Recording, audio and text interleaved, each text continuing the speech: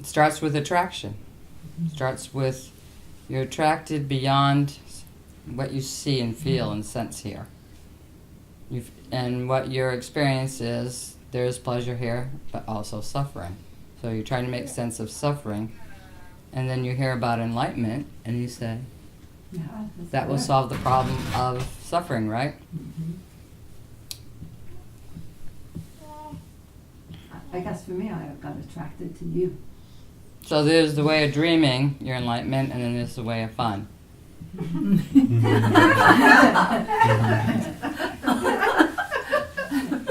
Of course, nobody wants that path, ever. They all want the serious stuff. The karma yoga, devotional, jnana yoga. They want yoga, yoga, yoga. They want to do mantras. They want to sit and meditate in caves for years, or at least in nice apartments. They want celibacy. They want Tantra. Yeah, there's all different ideas about it. But the greatest way to dream your enlightenment is to know someone who's awake.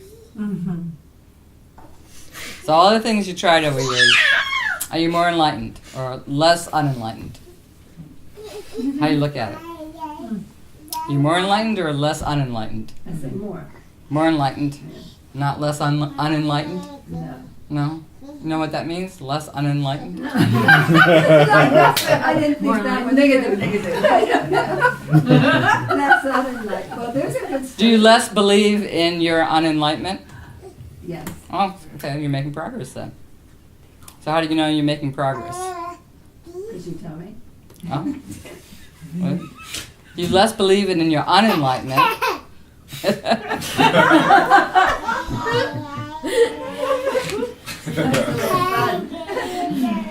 Yeah, she's doing mantra now. So. Yeah.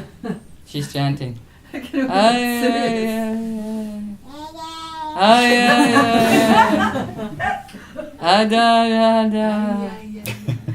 Mama.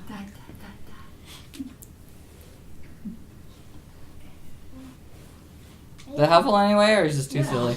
Too damn silly? No? Okay. Less unenlightened. You feel less unenlightened? Okay. What is the biggest shock in the spiritual path been for you, Emily?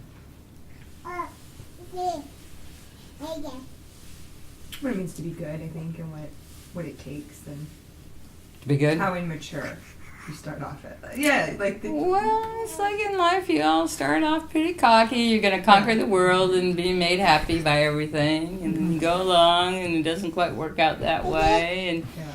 you begin to think it's everybody's fault, and yet no one's willing to take the blame. And so maybe I'm a little bit to blame, or I don't quite get something, right? So a little humility begins to develop, which is helpful, right? So you felt like you weren't good enough. Not good enough for the path, but just not good enough in general to be good. Yeah. Okay.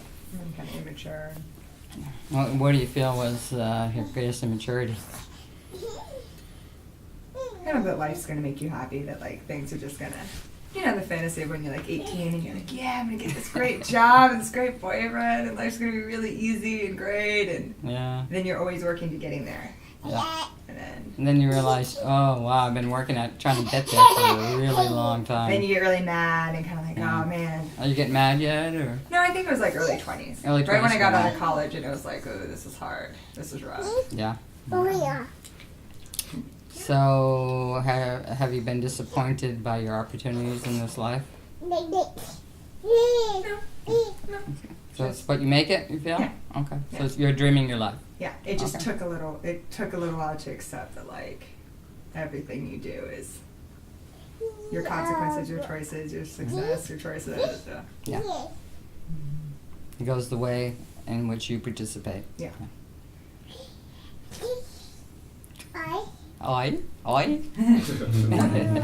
Another language. Oi, oi, oi, Oi. oi. Did they make oi? Anybody else have a question, or is that enough, Pat, or you want to go deeper with any of this? Very helpful. All right. How do you see your life? You've been a spiritual aspirant for a long time. How do you see your life going as a spiritual aspirant? Well, to me, I really feel I want to live in a unified field of love. Love. And so I believe if I keep that as my focus, I can get there. Okay, and There's so no reason not to. you're not getting there, it's right here. Yes, right here. So when you experience the unified field of love, what is that experience for you? It's all open. Okay.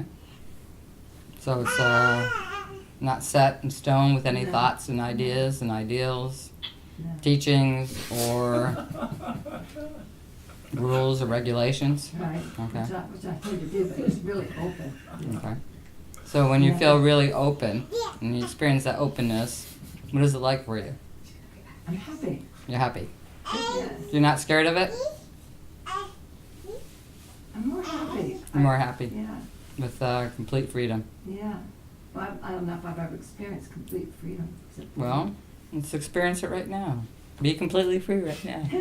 Is there anything stopping you from being completely free right now? No. No? Is it just something you're waiting for? Like you'll get to the future and you'll be completely free? Or is it existing right now? I guess that's true, Sister Ma. I consider it something in the future, right? Or do you consider your enlightenments in the future? Yeah. What it was in the past and you just drove by it? Past enlightenment! What? Where'd it go? Where'd it go? Yep, where'd it go?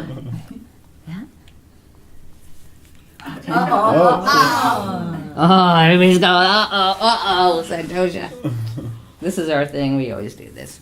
All right. That's the True passion. Well, that's why I tried to get on your lap right there. All right, True we gotta have that. Yeah, get on the floor for it. Give her a small piece. Give her a little piece of it. She likes it. Is that small enough?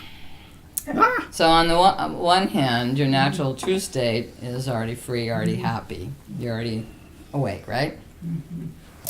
But on the other hand, there seems to be a journey you need to go on, or dreaming you need to do to be able to be where you are. Isn't that funny? You have to Yeah. somehow have this idea you have to get someplace or go someplace to be where you are. Yeah. It's a funny thing. Because in the makeup of each person, there's a sense that you can't be there. You're not allowed. You're not allowed to be enlightened. You only can not know about it, not hear about it, not accept it, or try to get there. But you can't actually be as you are, completely aware of it. So are there two paths, the enlightened path and the unenlightened path, and they're duking it out for enlightenment, or they're duking it out for unenlightenment? Are there two paths? I would say yeah. Okay, that's your sense of it. Does anybody feel like there's two you, one duking it out for unenlightenment and one duking it out for, you do? Yeah. Okay. You don't feel that anymore, then you're enlightened. You're not duking it out for yourself. Simple. It's simple. You're right here, right now. So, the difference between is like your thoughts of your unenlightenment seem really true and powerful to you. Is that right? Yeah. What if your thoughts about enlightenment seem really true and powerful to you? What would happen with the other thoughts? They wouldn't weigh out. They wouldn't stay. Yeah. Waited.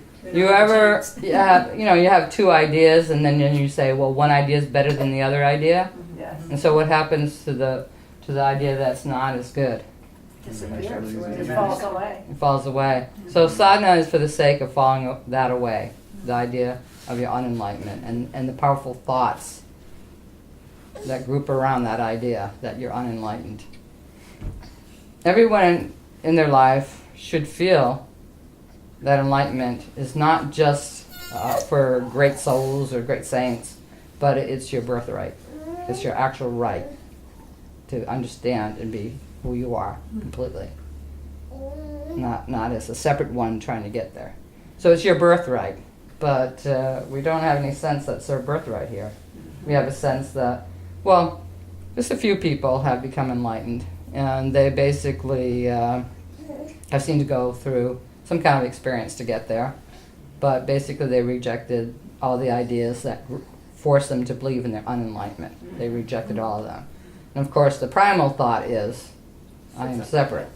Yeah, I'm a separate one. And what are you separate from? True self. Your true self. So there's not a true self and a false self, there's only a true self. But there's a lot of ideas that create this illusion of your false idea, and those ideas can gel together to create a substance that makes you feel like there's a being there, and that being is unenlightened. But there is not a being there that's unenlightened. It's just those thoughts all congealing together. So if they were to uncongeal, and people had glimpses of true self, oh, that's a big word. Yeah. They've had glimpses of it, and those glimpses have profoundly affected them because they realize that those thoughts aren't real. You know, and so they have a sense like, those thoughts aren't real, so I am who I am. I don't have to get there or go there. I am who I am. Yeah. But most people don't like the freedom of enlightenment. They like, when they have a glimpse, they like to put the glimpse on their altar and say, I know what it's like to be free of my self-identity, free of being enlightened. So how do I operate in a world where everyone believes in their separate identity and in their unenlightenment? Yeah. It's pretty easy. It's not hard. It's harder to deal in the world you're in, the world where everybody assumes separation and unenlightenment. Because everyone seems like they're worried about something. What are they worried about? Sustaining and getting Succeeding. pleasure, not getting. Winning at the patriarchy. What's that? Winning at the patriarchy. It's hard to it's hard to get around patriarchy. Can you follow that? Yes. Yeah, okay. So you need to do some convincing things in your life to convince you that you don't have to congeal your thoughts together to create a separate one anymore. And what are those convincing things? Meditation or karma yoga, devotional yoga, whatever. Stay really focused. Yeah. Service to you. So if you do those enough and you begin to experience yourself without that thought of, holding everything together, that I'm a separate one, and then you actually experience yourself as a unifying field of love, and where there is no sense of separation, you're unified, you just feel happy, you're already free, you're already true. Then when you try to congeal those thoughts back together, you're less inclined to want to do that. Cool. Right now, most people are doing it automatically. So they're automatically, doing their unenlightenment. It's just automatic. And then when they get tired of being automatic about it, they take a conscious process, a sadhana. And why it's conscious is because you're trying to undo that, it being automatic, that you're congealing as a separate sense with all these ideas of why you're separate. If you look at everybody in the room and say, why am I separate from Neil? You're going to have a lot of reasons. I don't have any. See, but most people come up with a lot of reasons. And then they categorize those in a hierarchy, power dynamic. I'm different from Neil because I'm younger, so therefore it's better to be younger. Or a librarian, and he's a computer tech, so that's better. And you do all that. And all that congeals your unenlightenment, but it also congeals, you project everybody else's unenlightenment. So I don't do that. I don't project your unenlightenment, and I don't project a difference. Yeah. Okay. So that's being able to not do that automatic thing everybody's doing is a conscious process. To be able to see and have that become conscious, that you're doing that automatically and not do that. And so the real process, as you become conscious of how you're doing that, making your unenlightenment, defining yourself all the time, you choose not to do that. And so you don't have to create your enlightenment then. Because when you stop doing that automatic process, what is already true becomes evident to you. Yeah, becomes naturally occurring, naturally known, naturally seen, naturally understood. So a lifetime when you're working on having that become a conscious process instead of you automatically enforcing your unenlightenment, having a lifetime where you're working on that is a really great life. It's a wonderful lifetime. And if it takes you more than one, well, it's going to take you more than one, but it's a great life. So everything you do has value in this life to undo that automatic unconscious process of assuming you're separate. We live in a power dynamic culture in which everything is seen, you're going to win at something. You're in competition for something. You're in competition for being the most successful, or you're in competition for winning at something, or being the best at something. Everything's competition. And there's only so much. So it's a lot of pressure to win. Instead of like we live in a culture where there's enough for everybody, and we're all willing and happy to share all of it at all times. And that's a given. We don't live in that kind of dynamic. So the dynamic we live in reinforces the sense of unenlightenment and separation instead of unification. So with that, a life of sadhana is a very great life because you're working against that entire belief of your unenlightenment, but you're also encountering everyone else's unenlightenment here. And in encountering that, they want to say to you, you are this. And a lot of it is not very nice. They want you to feel inferior to their superiority so they can win. So it's very hard for people not to be jealous of each other. It's very hard for people not to be suspicious of each other, not to be judgmental of each other, instead of like, everything that exists in the world belongs to all of us, and we're all sharing it. So if we really knew that and lived that way, then everybody would be seen as a friend and someone you would be eager to enjoy and meet and share. Share your life experiences and share what you have. So in undoing your unenlightenment, it can be a very creative process because you might have impulses to meditate, or you might have impulses to do karma yoga, or to be devotional. You might have impulses to wear a funny looking hat down the street. Believe me, it happened to me. You might have impulses to mix with people that you would always judge as no thank you, or that you can't understand.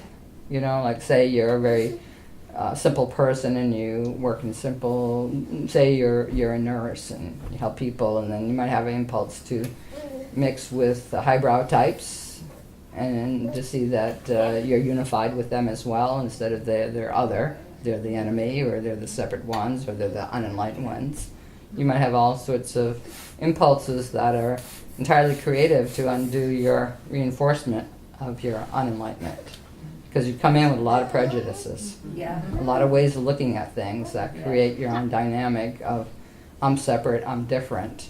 And in that different, I usually feel two things, inferior or superior. So difference doesn't ever mean joyous connection. It usually means, competition. The wonderful thing about spiritual path is that you can be plodding along and feel like you're getting nowhere, and then, bam, you get these impulses and you follow them, and you do them, and they shake everything up, and this whole sense of being separate begins to break up, and you begin to feel your own radiance, and you begin to feel really that that's true. It can happen at any time, but it is a conscious process. It is a conscious process. It's not going to happen any time, and you're just doing the usual unenlightenment dynamic. Yeah. So if you say, well, I do want to wake up, I want to dream my enlightenment, I want to undream my separate self, I'm separate, and that's going to require a conscious process, but it is creative. There's no set rules for it. But there's always been good form and good suggestions, like art. You can do any kind of art you want, but you look around and you see certain ideas that repeat, and they seem helpful to know those ideas and certain rules, and so you try some of those, and then you build on that, and then you break all the rules. So in the spiritual life, could be a lot of rules, and then you have to break them all, too. And when you break them all, you understand the value of them. But it also triggers you to be free of unconsciously glumping your separate self sense and all the beliefs that glump with it. You begin to go. Yeah. So when you're alone in your room by yourself, what do you think about? That's what you're dreaming. So, do you think you can be like the happiest person in the whole world? Maybe. Do you have confidence? I think so. All right, that's awesome. That is awesome. That's But I'm awesome. not there yet. All But right. I think that I am, like, just through what you've just spoken through, you're right, it is something, why not? Why not? Why not go for the biggest dream of all? Yeah. Did anybody have like a really very depressed period of their life when they felt like they would never be able to really know and be truly happy? Yeah. Around what age does that occur? 20. 20. 20. Yeah. 2021. That's 26, right? 27. Oh, the 20s are rough. Anybody later on or no? Yeah. Mine was later. Mhm. Yeah, later I too. wasn't too close. Yeah. Well, the one thing, she was talking about the future of her happiness, and I think as old people, we got the greatest thing happening. We're gonna die. That's gonna be amazing. Get out of here. Out of patriarchy forever. Love it, love it, love it. Person of the bright light that you are. This is just a dream for a while. You don't have to feel bad about leaving it. And in fact, the episode of your passing out of it could be a very important enlightenment occasion. Where you're faced with none of this made you happy. You're not getting happy in this dream, and you begin to let it go. You release it. So Dan was talking about his disappointment in the world and being old. He didn't like being old. But the interesting thing, mostly everybody said they were depressed in their 20s. Yeah. That's when they're at their vitality, right? Yeah. So if everyone's depressed at their 20s, what does that mean? They should be like, whoa, we're rocking it. We're like so cool right now. It's having all that vitality frustrated. Desires frustrated. You feel like you're not, Well, you can't make it happen. Yeah, you have this idea, I have to follow this path of unenlightenment to get happy, to be enlightened, and then you somehow have a sense that your own vitality is already happy. Yeah. And so it's a big clash. Yeah. Yeah. That, your sustainability, instead of being one of, succeeding and being happy here, becomes a big problem. Yeah. Yeah. I think I was really single, I would be obsessed about something that wasn't working, and I would bypass everything else that was, Oh, yeah. and then have that balance. People look at that things that way. So, in fact, I think, Dan, you looked at being old as a terrible obstacle to your happiness instead of here's all the wonderful things I have done. have done, and that With you. unified field of love is available right now. I can be happy. I can enjoy, my loved ones, enjoy my circumstance. Yeah. I think it's like I never felt like I could change the channel on that, and that's an okay response. Instead, no, we got to figure this out. Yeah. Whereas, I was like, no, be flexible. Okay, live and learn, I guess. What's that? Live and learn, I guess. Yeah. It's almost like the time when you told me just to say no to it. Yeah. And that's what, that's my practice. Say no to unenlightenment, unhappy thoughts. Yeah. Back to when you're in your room by yourself, what do you think about the most? Anybody kind of share any of that? The future. The future? Something Yeah. that might I have to handle tomorrow that might be like, Something like that. or something, oh man, I'm gonna get, oh, this is gonna be Some fun. desire. Some desire, yeah. Does anybody self-reflect on their life? Yeah. Occasion. Yeah. Occasionally? Yeah, because your art's on the walls, that helps actually do that. Look at it. Yeah. Okay. Do you ever wonder why you have the thoughts you have?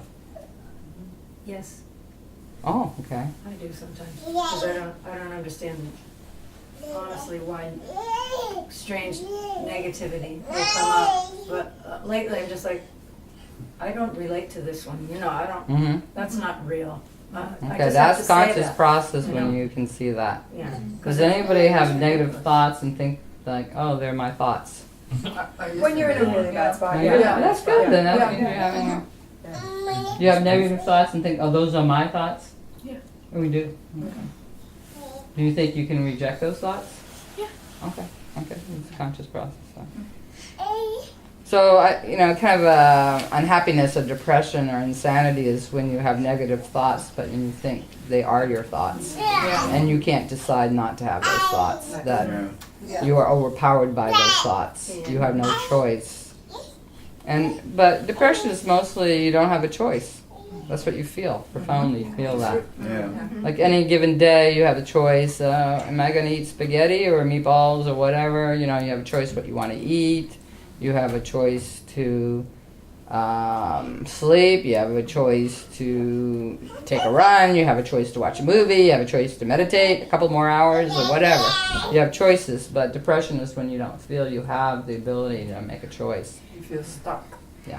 I remember you telling me when I was having a hard time that I should never let myself get depressed. Mhm. And hearing that was so powerful because you were telling me that I could change the channel on it. Mhm, yeah. That I didn't have to just assume that was my state. And It's a lot better to be angry than depressed. yeah, So angry says, I don't want to choose what they're making me choose, right? I won't choose that. So you get angry, and if it's a conscious anger, then you have to choose what you want to choose instead of what's being forced on you. yeah, Then you have to see if you have the power or the dynamic to change what you want to change. yeah. And so then that's actually going forward.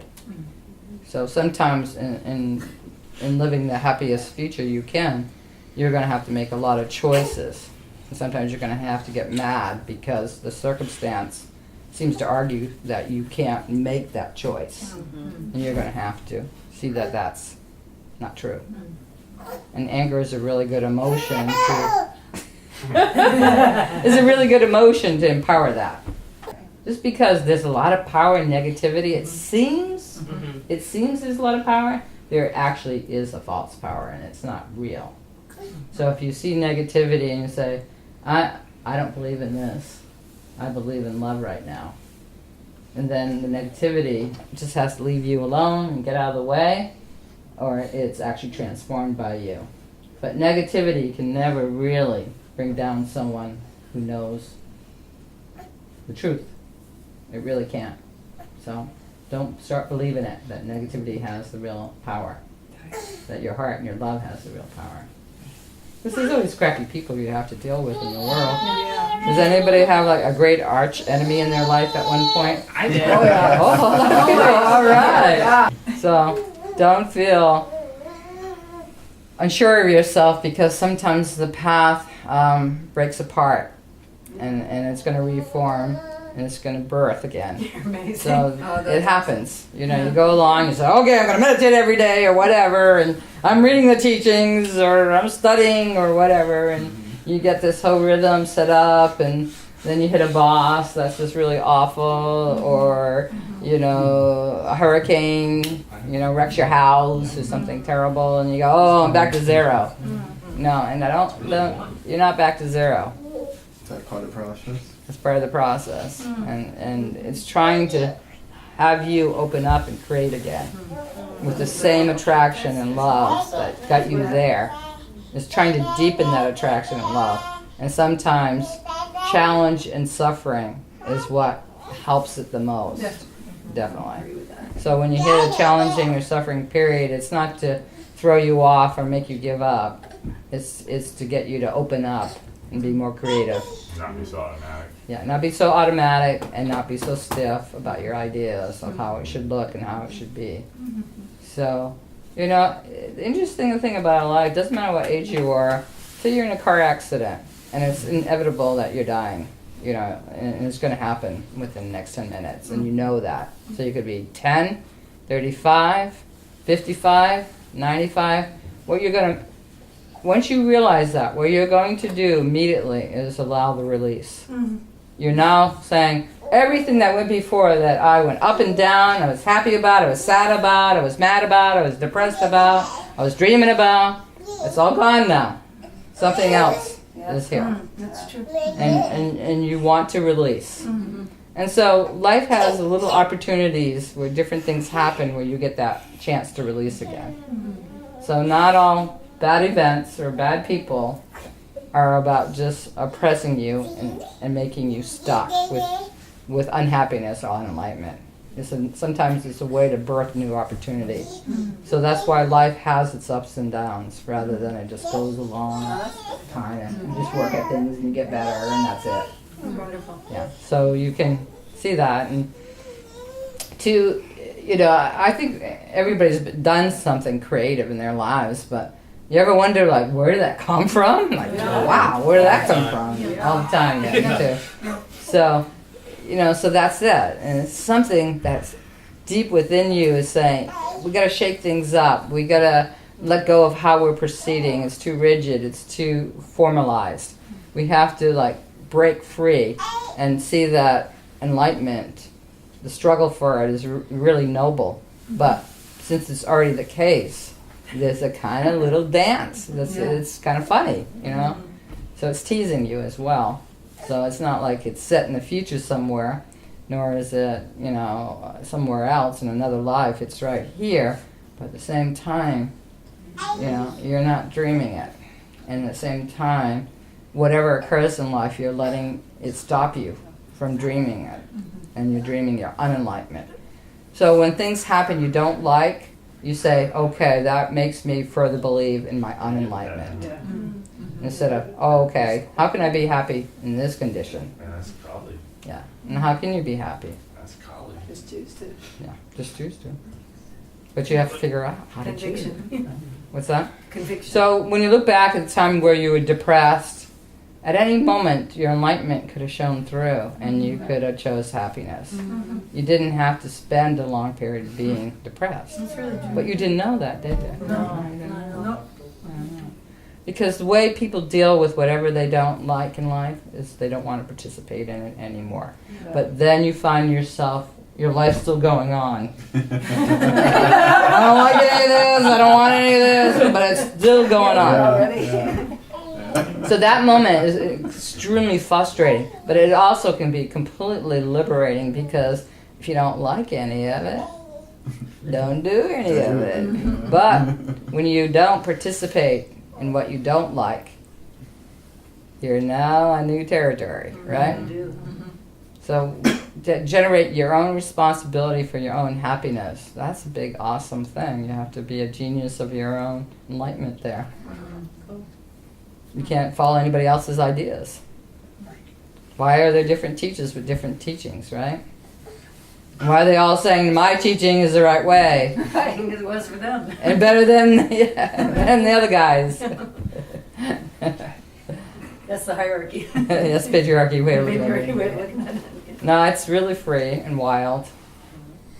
So when you're depressed, what if somebody, say, you know, you've been depressed for a couple of months and your best friend comes to cheer you up and it doesn't work and everything just annoys you and bothers you and you don't want to participate in anything.